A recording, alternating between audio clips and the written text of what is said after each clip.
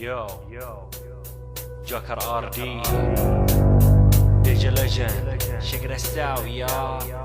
دخولي خفيف للمجال يعلن ثبوته منبوته، كلماتي في ذا المجال مثبوته. اخترنا المايك للتعبير للتوضيح الحاجة، لاجل نعبر لاجل نوصل صوت الشباب، مو لاجل التهيئ بالاغاني ورفع الزجاجة، ولا اسوي مدرس ولا اعرف ادرس طلاب. بعض الرابرية فاهمين هالمجال غلط، مرة داخل جو الحب ومرة داخل جو العبط. لما تمسك المايك اعرف حاجتك فيه، فنك رسالة دلالة على نفسك في كل حالة، يعني خليك حذر لما تكتب اللي بتغنيه. دام عندك المايك استخدم حاجتك، وضح طلباتك، بين رغباتك بكلمة كلمتين. شفنا وين اسمعني زين، المشكلة مشكلتك بس تحتاج شطارتك، يعني لازم تلتزم باغنية تحمل المعاني. وضح صوتك لهم وبين من ويش وتعاني، راتب ولا زواج ولا مشكلة التوظيف، اترك الجانب المخزي وقدم لهم شي نظيف. اخترنا المايك لجل نعبر ونحيط بالهادف، انا نهيت الكلام ولجن من بعدي مرادف. اخترنا المايك لجل نعلم شوية من البذور، اللي كلامهم كله يشمل انواع الفحولة، مو بهياط بس حبة اقول خطط المدروسة. صاروا الناس يغنوا رب عشان يثبتوا الرجولة، الحين اغلب الرابرية شايفين نفسهم بكثير،